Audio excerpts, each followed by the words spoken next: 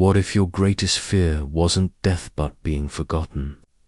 Not erased by time, but deliberately buried by the powerful your name struck from every record. Your voice swallowed by stone, your life erased without a trace. In medieval Europe, this wasn't a metaphor, it was a place, a hidden prison called the Oubliette pit, so dark and silent it didn't need chains to break you. There were no guards, no verdict, just a trapdoor and the decision to make you vanish. This isn't just a tale about medieval cruelty, it's a story about how fear is engineered, how silence is weaponized, and how history remembers those who were never supposed to be remembered at all. Because what lies beneath a throne is often more terrifying than the one who sits on it. Imagine stepping into a castle where every brick echoes with centuries of fear. A place where the silence isn't peaceful, it's deadly. Where the floor beneath your feet might not be solid ground but a lie hiding the fate of those who dared to speak out.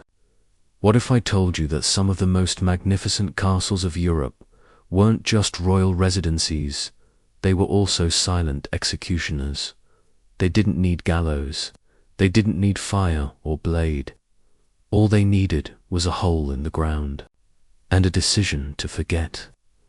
Welcome to the world of the Oubliette, a medieval invention so cruel it didn't need to spill a drop of blood to destroy a life. It was the art of making someone disappear, not just from a room or a town, but from memory itself. In a time where public hangings and torture devices were on full display to shock the masses into obedience, there existed a far more sinister alternative, one that operated in the dark, literally and figuratively. The Oubliette wasn't meant to make a spectacle, it was designed to erase. What makes this prison even more terrifying is how quiet it was. No blood, no screams heard, just endless silence, a whisper of dust, and a forgotten name. This story isn't about iron maidens or racks or flaming punishments. It's about the absence of light, sound, and hope and the rulers who used that void as a weapon. So let's dive deep into stone, shadow, and secrecy, unearth what may be medieval, Europe's most chilling secret. To understand the horror of the Oubliette, we have to first understand what it wasn't. It wasn't a dungeon in the way we usually imagine a dank chamber with barred windows, chains, and the occasional rat scurrying across the straw. No, this was something far more insidious. Picture a shaft, carved deep into the earth, with walls so smooth you couldn't even wedge a fingernail into a crack for grip. There were no doors, no ladders, no way out. The only entrance, if you could call it, that was from above, through. A concealed trapdoor that once shut, effectively deleted your existence. The name says it, Oubliette, from the French oubliette, to forget. It wasn't just a prison. It was an act of erasure. You didn't go there to serve time. You went there to be lost, to be buried alive while still breathing, to fade not only from sight but from record. And for the people who were dropped into those stony graves, the true punishment didn't come from hunger or thirst, though those were brutal. It came from knowing that nobody was coming. You were no longer a person, just a problem someone, solved by pretending you never existed. We often romanticize medieval castles, imagining banquets and knights and flags waving proudly in the wind. But behind the grandeur was a world built on control and fear. The Oubliette wasn't just an instrument of punishment, it was a tool of power. It whispered a message to every nobleman, advisor, servant, or even sibling. Defy me, and I won't need to argue with you. I'll just drop you into silence. It was psychological warfare, engineered in stone. The real genius of the Oubliette wasn't in its cruelty, but in its efficiency. You didn't need an executioner. You didn't need a trial. You just needed gravity and a secret you were willing to keep. And once the lid was shut, time took care of the rest. But who built these things? And how did they manage to hide them so seamlessly in the architecture of power? That's where the story gets even darker. Behind every oubliette was a secret network of masons, laborers, and lords who understood one thing better than most. Fear works best when it's invisible. Building one of these pits wasn't a task for your average castle contractor. It required precision, discretion, and loyalty, because what they were constructing wasn't just stone and mortar. It was silence given form. These shafts had to be deep enough to prevent escape, narrow enough to restrict movement, and strong enough to hold up the weight of the castle above. But most of all, they had to be invisible. Lords didn't want their guests or their enemies to suspect that a step in the wrong place could mean a fall into eternity. So these entrances were built beneath rugs, behind barrels, under floorboards, even in false wells. That's right, sometimes what looked like a water source was actually a gateway to the last place you'd ever see. And because these oubliettes were never supposed to be known, they rarely appeared on blueprints or building records. They were whispered about, not written. Imagine working on a castle's foundation and being told to dig a vertical shaft with no purpose explained. You don't ask questions. You take your coin and move along. Maybe you tell yourself it's a drainage pit. Maybe you don't sleep well afterward. Some nobles, driven by paranoia or power lust, didn't stop at one. They had multiple oubliettes built in different wings of the castle fail-safes for betrayal. To them, a hidden prison wasn't just a precaution. It was a necessity. Think about that. These people planned for the possibility of needing to make someone vanish on short notice. That's not governance. That's tyranny dressed in velvet robes. And because these oubliettes required no upkeep beyond preventing cave-ins, they were as low maintenance as they were devastating. Once sealed, they could remain untouched for decades, even centuries. Some were only discovered by modern archaeologists, stumbling across strange holes beneath collapsed walls. The earth kept its secrets better than any king ever could. But while construction was a marvel of clandestine engineering, what happened inside what the prisoners endured was something else entirely. It's one thing to fear falling. It's another to live in the fall, endlessly, without end. So what did it mean to live, if you could call it that, inside an oubliette? Imagine being shoved through a narrow hole, the trapdoor slamming shut above you like a judge's gavel with no trial. Darkness wraps around you instantly, so complete. It feels like a physical force. You try to move but realize you can't stretch your body fully. The shaft is barely wide enough to sit, let alone lie down. You try to scream, but the stone eats your voice. You listen for footsteps, for anything, but all you hear is your own breath and the frantic beating of your heart. That's not imprisonment. That's burial in slow motion. The oubliette wasn't built to kill you quickly. Its genius, if we dare use that word, was in its patience. It waited while your sanity unraveled. No torture device ever designed by man could match the effectiveness of time and silence. There were no torches, no food schedule, no guards pacing. Outside, if someone tossed you a crust of bread once a week, it was out of cruel mercy. More often, you were simply left to fade. Those who survived days in that hell found their minds starting to fray. In total darkness, the brain has no anchor. You can't measure the hours. Minutes blur into eternities.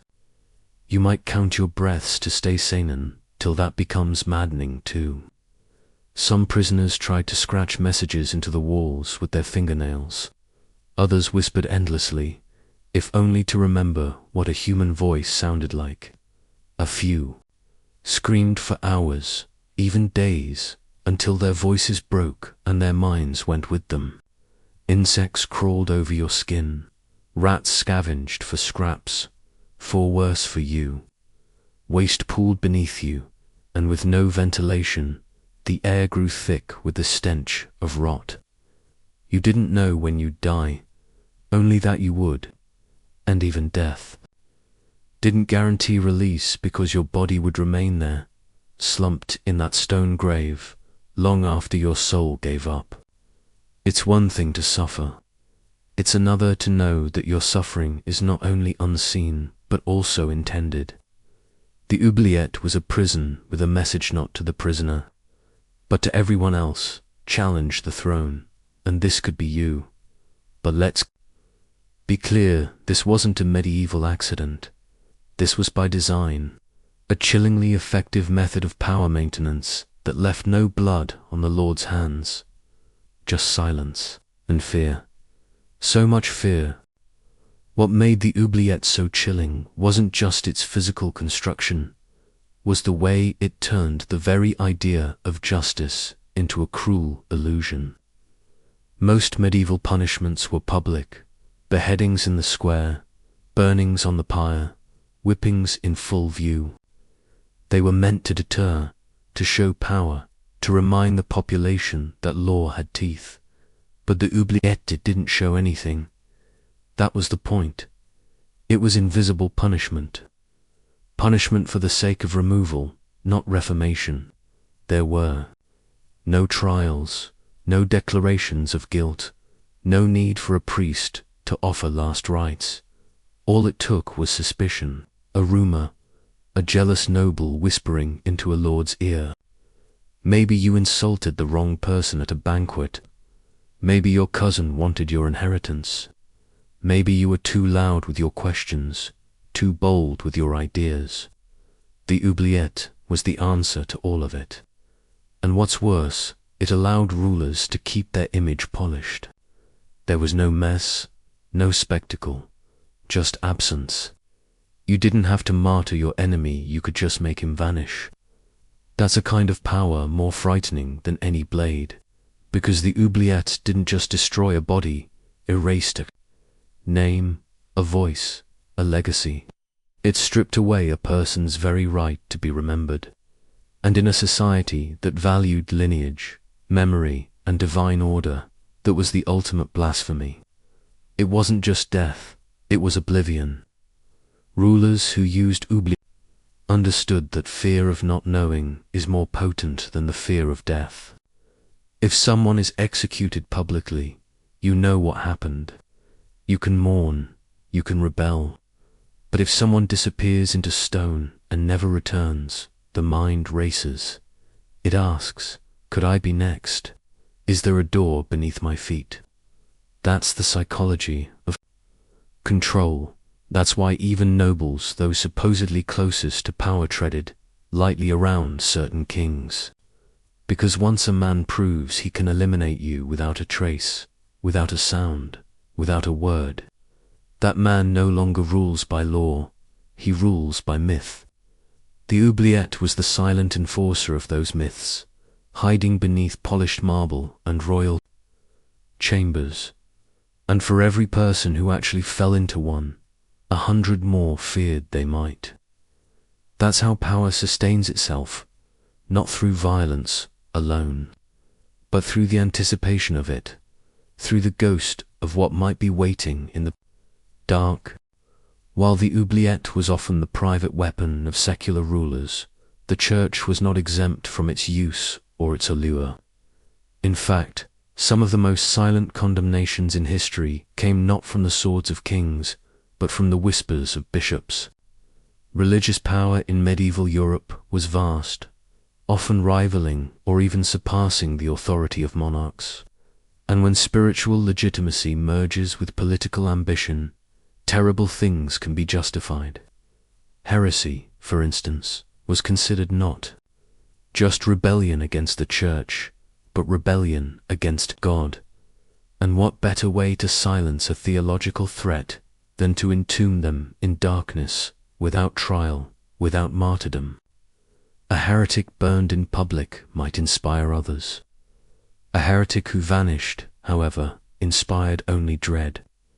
The church's oubliettes were used with subtle precision, often tucked into abbeys, monasteries, or beneath cathedral crypts where few dared to venture. Imagine being a monk called into the sanctum by your superior, only to be blindfolded and led downward. Your faith already questioned, your words deemed dangerous. You descend a staircase that leads not to prayer but to silence. That's the cruelty of the oubliette. It wasn't always used on traitors or violent rebels. Sometimes it was reserved for thinkers, for questioners, for voices that broke the harmony of the established order. And in a world where questioning the church was akin to challenging the heavens, the oubliette became a tool of divine forgetting. The victims of these religious disappearances were often priests themselves, those who leaned too close to reform, or who stumbled upon uncomfortable truths. Their fate wasn't to be publicly flogged or excommunicated. No, they were handled quietly, which in medieval clerical language often meant never seen again. We tend to think of the church as a beacon of mercy during the Middle Ages, and often it was, but mercy and power do not always walk hand in hand. And when the need to protect doctrine collided with the desire to eliminate dissent, the oubliette offered a solution both efficient and deniable. There are whispers in old texts, barely legible, hinting at brothers who disappeared in the night, at chapel bells that stopped ringing, at sermons never delivered.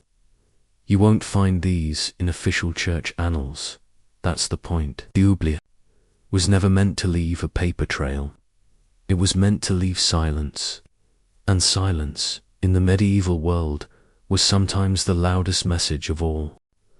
But not every soul dropped into an oubliette was a heretic or a rebel. Some were simply inconvenient. A younger brother with a stronger claim to inheritance, a rival suitor for a noble marriage, a baron who once commanded loyalty but now whispered dissent. The beauty of such a word applies to the oubliette was that it required no justification beyond suspicion, no paperwork, no testimony, just a nod from the Lord and the turning of a hidden stone. One moment you were sharing wine in the great hall, the next you were vanishing beneath its very floor. These weren't always enemies of the state. Sometimes they were family. That's the part that stings the most when you peel back the velvet curtain of medieval power. The betrayal wasn't always foreign. It came from inside the bloodline. Brothers disappeared so a crown wouldn't need to be shared. Cousins vanished so estates could pass untouched. It wasn't that medieval rulers lacked love, it's that they had learned to love power more. And in a world where property, loyalty, and blood were everything, removing a person's very presence was often easier than confronting their challenge. The oubliette made political murders quiet. No sword drawn, no blood spilled, just silence. It turned assassination into administration, and with no body, no trial, no public outrage, those left behind had little to stand on. You couldn't seek vengeance for someone who had, officially, never died. This uncertainty became a tool in itself. Lords could smile at a grieving widow and say, "He must have fled," while knowing full well her husband was decomposing beneath the same stone floor she paced each morning. That manipulation of truth, this perversion of reality, was what made the oubliette such a potent symbol of terror, not just for the victims, but for everyone who heard rumors and wondered, is that creaking floorboard in my chamber just old wood? or something more. The medieval world was filled with superstition, yes, but the fear surrounding oubliettes wasn't based in myth. It was rooted in the calculated cruelty of those in power. And the unspoken rule was simple. Loyalty kept you above ground. Doubt could bury you alive. In this way, the oubliette didn't just punish disobedience, it manufactured obedience. Every castle corridor became a psychological battlefield. Every conversation a test of allegiance. Because when you live above a pit that swallows memory, you learn very quickly to watch what you say. The terror of the oubliette didn't end with its victims. It lingered in the minds of the living, embedding itself into the culture like a sickness no one dared name. Castles rumored to contain oubliettes became places of unease, even among the elite who benefited from their existence. Servants stepped lightly, guests watched their footing, nobles laughed too loudly at the lord's jokes, not because they were funny, but because silence was dangerous. In a society already governed by rigid hierarchy and ritual, the possibility of vanishing without explanation added a layer of paralyzing fear. And fear, after all, is the cheapest form of control. Even among rival kingdoms and noble houses, the strategic use of oubliettes served as a reputation builder. A whisper that Lord Alaric's castle has a stone that eats traitors did more than 100 guards ever could. And the most brilliant part, you didn't even need to use it often. Just once or twice, the legend would do the rest. Power maintained by spectacle can be overthrown by spectacle, but power maintained by rumor, that seeps into the bones of a people, and that's exactly what happened. Oubliettes took on a mythical status, even during their use. Local folklore transformed them into gateways to hell, where the souls of the damned screamed from below. Some said the pit was haunted. Others believed the floor would whisper the names of the next to fall. Parents told their children, "Be good, or you'll end up beneath the castle." And while it sounds like just another fairy tale to modern ears back then, that warning was horrifyingly real. Entire villages avoided approaching certain fortresses after dark, not because of ghosts, but because of what those ghosts used to be. That's the legacy of the oubliette, not just fear of falling into one, but fear of living beside one. And that fear didn't fade with the end of their use. Centuries later, long after their stones had cracked and their traps rusted shut, people still whispered about them. Modern archaeologists stumbled upon some oubliettes by accident during excavations or renovations. What they found were often narrow shafts filled with bones, rotted cloth, and silence so deep it felt like it still held screams. Some were so well hidden that even seasoned historians had missed them. Others had been sealed completely, turned into myths until pickaxes broke through the floor centuries later. And when you think about that, about the sheer number of people who may have been forgotten, not metaphorically, but physically, buried in these pits of engineered absence, makes you question how many more are still out there, underfoot, silent, waiting to be rediscovered. There's something almost poetic in how the oubliette weaponized the two things every human needs most, light and time. Take away both, and you don't need swords or chains, you just let nature do the work. But what truly elevated the oubliette from a mere prison to a mechanism of existential torture was how it made your absence louder than your presence ever was. You didn't just die, you stopped mattering. And for those who survived in silence, the mental collapse wasn't an accident, was the goal.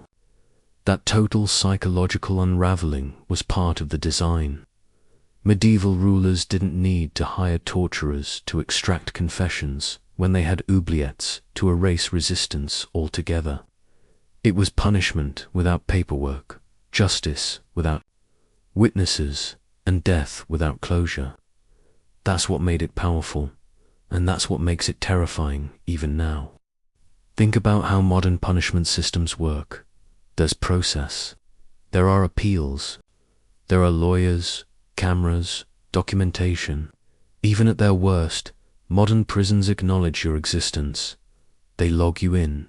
You're counted. In the oubliette, you were subtracted. Not just from society, but from memory. No official would claim responsibility.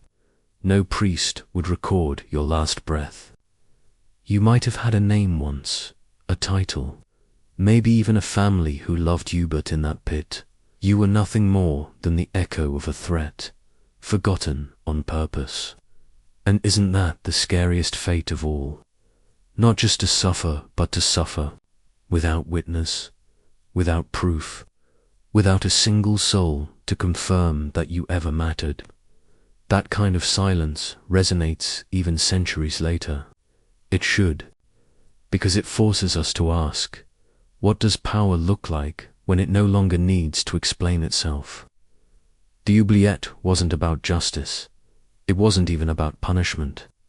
It was about authority stretched to its coldest form, quiet, calculated. Disappearance, and perhaps even more chilling, it was legal in many cases. Lords had absolute control within their domains. The right to imprison, to silence, even to kill without explanation. The only law they obeyed was the one they wrote. And beneath that law, beneath the dining halls and prayer rooms and family portraits, there were pits in the ground waiting for the next name to be whispered. In that sense, the oubliette is more than a medieval artifact, it's a mirror. A reminder that the most frightening tools of tyranny are rarely loud. They're often hidden, polished, just out of sight. In a strange and uncomfortable way, the oubliette represents the purest form of power, kind of untraceable. Unanswerable control that doesn't need to justify itself, because it erases the very evidence that demands justification. It's not about punishing someone for what they did. It's about making sure no one even remembers they were there to begin with. And in that vacuum, in that silence, rulers thrived. The more forgotten someone became, the more terrifying the ruler seemed. People don't rebel against kings who kill, they rebel against kings they understand. But they fear kings whose enemies just vanish. That's what the oubliette achieved. It allowed rulers to ascend beyond consequence, beyond suspicion, into a realm where they didn't just punish, they erased. And when erasure is that easy, corruption follows. It always does. Soon, the oubliette stopped being a last resort and became a convenient option, an annoying advisor. Drop him, a loyal knight who grew too popular. Let him slip away. A servant who overheard too much. Silence her. And the more this happened, the more it bled into every aspect of life in and around the castle. Loyalty was no longer about principle. It became survival. Obedience wasn't about respect. It was about staying visible. Because visibility meant memory, and memory meant existence. Once you became inconvenient, once your usefulness expired, all it took was one quiet moment, one wrong word, one step in the wrong corridor, and gravity would do the rest. And yet, the oubliette wasn't just about those who fell in. It was also about those who never did. The ones who stayed silent when their friends disappeared. The ones who bowed a little deeper the next morning, who drank a little more wine to numb the guilt. In many ways, they were just as imprisoned, trapped by fear, by silence, by complicity. And that might be the darkest truth of all, that the oubliette didn't just live in the pit beneath the castle. It lived in the eyes of every courtier who looked away, in the lips of every noble who stopped speaking truth, in the heart of every servant who pretended they didn't hear a scream echo from beneath the floorboards. That's how terror survives, not just in the place where it happens, but in the people who learn to live around it. The oubliette worked because it didn't need to be filled every day. It just needed to exist, and everyone had to know it was there. We often tell ourselves that the past was barbaric so we can sleep better in the present. We look at torture racks, iron maidens, and public executions and think we've come so far. But the oubliette complicates that comfort, because it wasn't loud, it wasn't covered in blood, it was discreet, surgical, and eerily modern in its design. It didn't require crowds or confessions, it only required silence and permission, and in that sense, the oubliette feels less like a medieval artifact and more like a blueprint for something we still wrestle with today: the fear of being erased. In our modern world, we like to think erasure isn't possible. We have digital footprints, security cameras, social media, but power still finds a way. Whistleblowers get discredited, not with swords, but with headlines. Dissenters don't disappear into pits, but into bureaucratic mazes where accountability evaporates. And people who speak inconvenient truths, they're often labeled unstable, untrustworthy, irrelevant, forgotten not by stone, but by spin. And isn't that just a new form of oubliette? The oubliette was effective not because it crushed bodies, but because it crushed identity. You couldn't appeal your sentence because no one acknowledged you were sentenced. You couldn't plead for rescue because no one knew you were gone. It was a hole in the ground, yes, but more than that. It was a hole in the record, a space where memory failed on purpose. And if that doesn't sound medieval, if that sounds dangerously familiar, it should, because history doesn't repeat itself exactly, but it rhymes. And the oubliette is a dark verse in that rhyme scheme. The question we're left with isn't just how many oubliettes were built, but how many still exist in different forms. How many systems are designed to quietly forget people who are inconvenient? How many mechanisms of control depend on the silence of others? We no longer drop people through trapdoors, but how often do we scroll past them? How often do we allow people to vanish into poverty or censorship or irrelevance just because speaking up would cost us something? In this way, the oubliette isn't just a medieval chamber, it's a metaphor that still applies. It teaches us that the worst kind of cruelty doesn't scream, it whispers. And the longer we ignore those whispers, the more we become part of the silence that swallows the truth. And if we look closely at the emotional anatomy of fear, visceral fear, it becomes clear why the oubliette didn't need walls lined with spikes or guards with whips. It only needed the mind. Because when you trap someone in total darkness, rob them of sound, movement, time, and even their name, their mind begins to eat itself. We're wired for contact, for rhythm, for the warmth of the sun and the passage of days. Strip that away, and we begin to dissolve, not just mentally, but spiritually. In the oubliette, time doesn't pass, it collapses. There are no sunrises to mark mornings, no footsteps above to signal life, just endless, suffocating stillness. And that's where the worst torment lies, not in pain, but in the absence of meaning. The prisoner starts to wonder, did I ever exist? Will anyone know I was here? Those questions echo louder than any scream. And for those who remained outside the oubliette, those privileged few who still walked in daylight, that was the point. The oubliette was a warning encoded in architecture. It was the whisper beneath every toast, every treaty, every moment of false peace in a kingdom built on secrets. You see, in medieval Europe, power wasn't just exercised through swords or laws, it was exercised through forgetting. Forgetting who built the castle. Forgetting who was promised the land. Forgetting the brother who had a stronger claim. Forgetting the priest who asked the wrong question. The oubliette didn't erase just people, it erased accountability. It allowed lords and kings to say, I didn't do anything, and they'd be right. Because from the outside, they hadn't. There was no trial to challenge, no public verdict to debate. The oubliette created a perfect vacuum of guilt, because no one could prove anything had ever happened.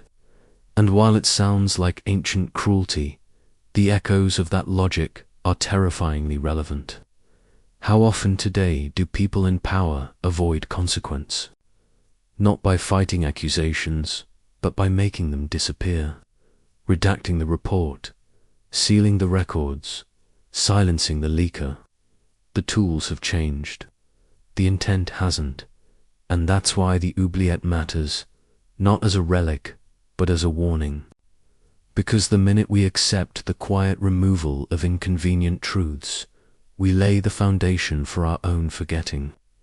And like the stone walls of a pit carved centuries ago, forgetting has a shape. It's cold, it's narrow, and once you're inside, no one hears you fall. Let's pause for a moment and imagine not the prisoner, but the person who orders the oubliette use the ruler, the bishop, the nobleman standing tall in velvet robes while someone is dragged, blindfolded, toward a trapdoor. What must it take? To give that order, what must you believe about your place in the world to justify sending another human being into a hole where no one will ever see them again? That's the anatomy of power unchecked. Not rage, not impulsive cruelty, but cold detachment. The belief that you have the right to decide who gets remembered and who doesn't. In a way, the oubliette didn't just imprison people it reflected. The kind of person who would use it. Someone so consumed with control, with legacy, with fear of dissent, that even the act of arguing back was too dangerous to allow. But make no mistake, this wasn't always about enemies. Sometimes it was about stories. The prisoner knew something, carried a truth that couldn't be allowed to escape. In these cases, the oubliette served not to punish a crime, but to bury a narrative. In a time before mass communication, this was how you censored a message. You silenced the messenger permanently. It's chilling to consider how many truths, how many revelations, died in those pits names of conspirators, illegitimate heirs, failed assassinations, hidden affairs.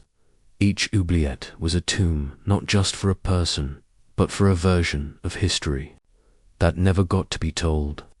And in that way, the oubliette was also a time machine of sorts, because when archaeologists uncover one, they don't just find bones, they find questions. Why was this person down there? Who wanted them erased? What secret were they carrying? Each skeleton is a mystery preserved in stone, a forgotten voice asking not for justice, but simply to be acknowledged. And here's the painful irony in being discovered centuries later. Some prisoners of the oubliette are finally remembered in a way that defies their captors' original intent. Their bones speak, their silence is broken, their suffering, once invisible, becomes part of the historical record. And maybe, just maybe, that's the one small mercy history offers, that truth buried doesn't always mean truth destroyed. But how many more oubliettes still lie undiscovered? How many voices still wait beneath floors that children now run across, or tourists walk over, unaware? The past doesn't go away. It waits, and when we finally listen, it doesn't scream. It whispers. What's perhaps most tragic about the oubliette is that it didn't just rely on cruelty to function, it relied on cooperation. Someone had to build it. Someone had to know it was there and say nothing. Someone had to turn the key, lift the rug, move the stone.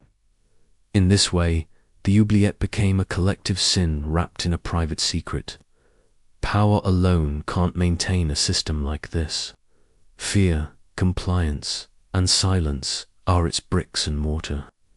And that's what makes it so eerily familiar, because we like to tell ourselves we would never let such a thing happen today, that we would speak up, that we would never let our neighbor, our co-worker, our fellow human be swallowed by a system that pretends they never mattered. But history suggests otherwise. Again and again, we've seen what happens when people grow used to injustice, dressed in silence. And the oubliette reminds us that the first trapdoor is never the most dangerous. One, it's the moment we look down at it and pretend we didn't see it open. Medieval Europe didn't invent cruelty. It just had fewer tools to hide it. But modern society, with all its technology, its bureaucracy, its polished language, has built oubliettes of its own systems, where people disappear into statistics, into backlogs, into endless deferrals and red tape, where a phone call goes unanswered long enough that someone gives up, where a complaint disappears into a file drawer, where the truth gets so buried in spin that we forget what the original pain even looked like.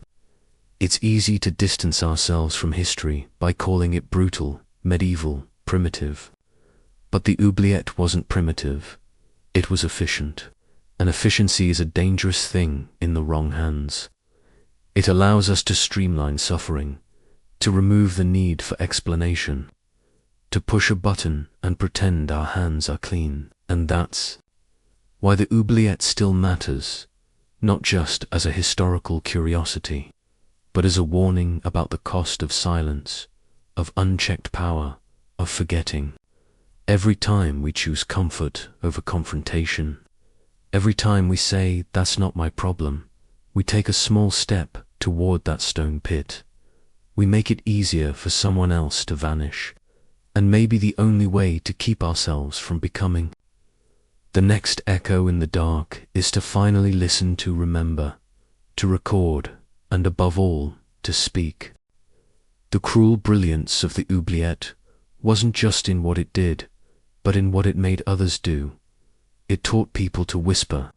It taught them to smile at the surface of power while trembling beneath it. It taught them to forget on command. And in that way, it didn't just disappear. It rewrote the living. Imagine a world where you knew someone was missing a friend, a cousin, a steward who once brought your wine, but no one spoke of it. You couldn't ask, you couldn't mourn. All you could do was perform, pretend, participate in the unspoken ritual of silence that hung like fog across the castle. And isn't that the deepest tragedy? That the oubliette didn't only bury bodies, buried grief. It forced the world above to move on without closure, without truth, without even the dignity of a grave. Funerals, in any culture, are about more than death. They're about remembrance. The oubliette robbed its victims of both. No flowers, no prayers, no final words, just a door that closed and a room that no longer spoke their name. And so we're left wondering, how many stories, how many truths, how many full human lives were locked away forever beneath the stone floors of castles now turned into tourist attractions. We marvel at the architecture, the stained glass, the throne rooms, never realizing that beneath our feet lie the memories that those very stones were built to erase. Maybe it's fitting, then, that some oubliettes have only recently been rediscovered, because someone was looking for them, but because the earth refused to forget.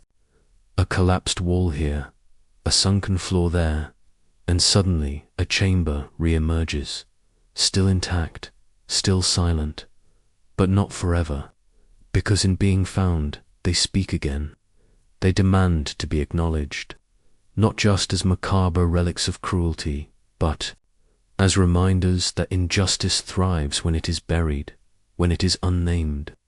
And perhaps that's the deepest wound the Oubliette inflicted. It convinced the world that silence was safety, that forgetting was peace. But the truth is, forgetting is how fear wins, and remembering's how we fight back. Not with swords, not with walls, but with words, with memory, with the courage to point to the dark places in our past and say, never again, not like this. We often think of history as a collection of dates, wars, treaties, and rulers, but it's also made of absences, of people who should have been part of the story, but were deliberately cut out. The Oubliette didn't just claim individuals, carved gaps into the timeline, voids where resistance could have lived, where ideas could have flourished, where truths could have been told. And that's how you control a culture, not just by dominating what's said, but by deciding what's never allowed to be said. The people thrown into oubliettes weren't always revolutionaries or traitors or criminals. Some were simply in the way too loud, too smart, too curious. They asked the wrong question, married the wrong person, knew something they shouldn't. They weren't punished for crimes. They were removed for potential. That's the cruelty of the Oubliette. It didn't just judge what you did, it judged what you might do. It was preemptive erasure, the ultimate statement of paranoia disguised as justice. And when fear like that sits on a throne, every floorboard becomes suspect. Every servant becomes a spy. Every shadow could be a doorway to disappearance. It's easy to think the fear ended with the prisoner, but in truth, the Oubliette cast a shadow far larger than its size. It turned entire castles into quiet stages of performance, where everyone knew their role to obey, to flatter, to forget. But what if one person resisted? What if someone decided not to forget? That's the question that lingers centuries later. In the margins of old manuscripts, sometimes you'll find strange marks of erased names, scratched symbols, secret prayers. Were these the last traces of people trying to remember what the Lords demanded they forget? Was it a scribe taking a risk, a servant honoring a lost friend? History doesn't say. But those tiny rebellions matter, because they prove that the Oubliette didn't always win, that memory, even under threat, finds a way to survive. And in our time, we hold far more power to remember than they did. We can uncover, we can document, we can say the names that were hidden. The only question is, will we? Because the Oubliette still exists wherever silence is weaponized, wherever fear keeps truth underground, wherever it's more convenient to forget than to face what really happened. But the good news, the opposite of an Oubliette, isn't a weapon or a protest, it's a voice. One person refusing to let silence be the final word. The story of the Oubliette isn't just about a prison, it's about the psychology of fear, of control, and of collective denial. Because for the Oubliette to function, it required more than a petite, required people who agreed, either actively or passively, that someone else should be forgotten. The Lord who gave the order, yes, but also the guard who looked away, the servant who swept the stone floor the next day, the scribe who erased a name, and the friend who stopped asking questions. Every forgotten prisoner was surrounded by remembered people who made a decision. It's safer to forget. And this is where the real lesson of the Oubliette begins, to dig into who's not as medieval spectators, but as modern participants. We live in a world filled with quiet oubliettes, not stone pits beneath castles, but digital ones, bureaucratic ones, systemic ones. People disappear every day into housing crises, into immigration systems, into corporate silence, into algorithmic shadows. Their names are struck from spreadsheets. Their warnings are buried under revisions. Their truths are ignored not with iron doors but with polite emails and unanswered calls. And the rest of us, we see, we feel it. We notice the moment something isn't right, but we're tired or afraid. Or we tell ourselves someone else will speak up. And that's how it happens again and again. A slow forgetting, a quiet trapdoor beneath a conversation, a silence that deepens because no one wants to be the one to break it. But here's the thing the oubliette never accounted for. Memory is contagious. Once even one person dares to remember, dares to name what was buried, others begin to see it too. And in that seeing, the silence cracks. That's the greatest weapon we have against the machinery of forgetting, not anger, not vengeance, but remembrance. To say, this happened. This person mattered. This story isn't lost. And suddenly, the oubliette, so meticulously built, so perfectly hidden, becomes visible, vulnerable, breakable, because once we hear the whisper, we can no longer pretend we don't know what's under the floor. And that knowledge, that discomfort, that choice to acknowledge what others want erased, that is how justice begins. Not with grand speeches or trials, but with one voice in the dark saying, I will not forget you. As we near the end of this journey into the dark, it's important to realize that the oubliette wasn't just a hole in the ground, it was an idea made stone. The idea that power should never be questioned, that dissent should be buried, not debated, that history should be sculpted by those with the strength to silence others. But ideas like that don't stay locked in castles. They evolve, they wear new clothes, and unless we recognize the pattern, we risk repeating the structure in more subtle, insidious ways.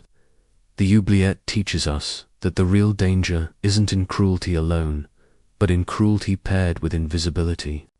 When harm becomes quiet, when injustice becomes normalized, when stories are erased before they can be told, that's when society begins to rot beneath the surface, not from collapse, but from neglect. And yet, even within the silence, there were always fractures.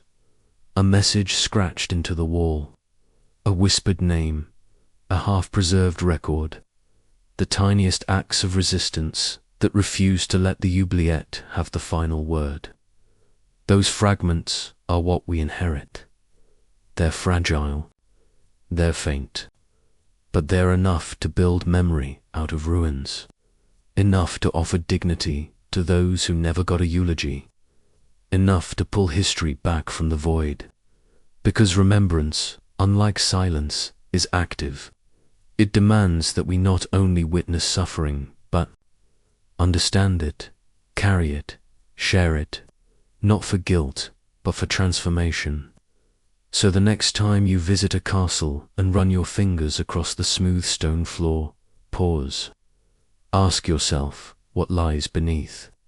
Ask what stories never made it to the tour. Guide speech. What voices were never recorded? What names were never carved into tombs? And then carry that question forward, into the present, into the systems we build, the histories we preserve, the people we see or don't see every day. Because the oubliette, as terrifying as it was, wasn't inevitable. People designed it, funded it, protected it, which means people can dismantle its legacy, too. If we choose to remember what others tried to forget, if we choose to speak where others chose silence, if we choose truth over comfort, that is the opposite of forgetting. That is how we break the oubliette forever, not by filling the pit with justice, but by refusing to build it again. And maybe the reason the oubliette unsettles us so deeply even centuries after the last one was sealed is because it speaks to something buried not just in castles, but within ourselves, a fear we all share of being unseen, unheard, unmourned, to live and die and never leave a mark, never be remembered. That's the quiet terror that sits beneath the drama of power and politics, the universal human ache for meaning, for proof that we were here, that our voices mattered, that our lives meant something. The oubliette was designed to steal that, to turn people into ghosts before they died, to turn memory into dust, and yet it failed. Because here we are, centuries later, still talking about it, still uncovering its secrets, still mourning those it swallowed. The prisoners may have been forgotten in their time, but not forever. That is the final irony the oubliette tried to erase, but in doing so, it carved a shape so dark and unforgettable that history couldn't look away. And in remembering them now, we offer something they were denied. A witness, a listener, a voice in the present that says, you were real. What was done to you was wrong, and your silence will not be permanent. That's not just historical awareness, that's an act of restoration. Every whisper we bring back to the surface is a small rebellion against the systems that tried to silence them. Every name recovered is a victory against the void. And so this isn't just a story about medieval cruelty. It's a story about what kind of world we want to build. A world that hides pain, or one that honors it. A world that buries, one that breathes life into them again. The oubliette, in all its horror, has one final lesson for us. Silence is not peace, and forgetting is not healing. True peace requires confrontation. True healing begins with remembrance. And the moment we stop fearing what lies beneath, the moment we have the courage to lift the stone, to listen to the silence, to name the forgotten, that's the moment we choose to live in a world where no one disappears without a trace. So, as we step away from the cold stone walls of medieval castles, as we leave behind the hidden trapdoors and whispered rumors, we're left with a choice not just about how we view the past, but about how we respond to the silences in our present. The oubliette is not just history. It is a warning carved in shadow, a monument to the quiet power of cruelty, and a mirror held up to every generation that follows. Its lesson is clear. It is not enough to condemn the cruelty we can see. We must also seek out the cruelty that hides in systems, in institutions, in the spaces between what is said and what is buried. Because the most terrifying oubliette is not the one underground. It's the one we build in our minds when we choose silence over truth. That's where forgetting begins. And that's where it ends, too, when we choose to remember. So let this not be just another dark tale from the past. Let it be a call to remain vigilant, to protect those who might otherwise fall through the cracks, and to lift the stones beneath our own feet from time to time. Not because it's comfortable, but because it's right. The forgotten deserve more than a moment of curiosity. They deserve to be carried forward, not as victims of horror, but as voices reclaimed. And in that act, in that defiance of forgetting, we ensure that the oubliette never rises again, not in stone, not in silence, not in us. The oubliette is a dark echo from the past, but it teaches us that silence enables injustice, and memory is our most powerful tool to resist it. If we want to live in a world where no one disappears, we must choose to remember what others try to hide, because justice begins where forgetting ends.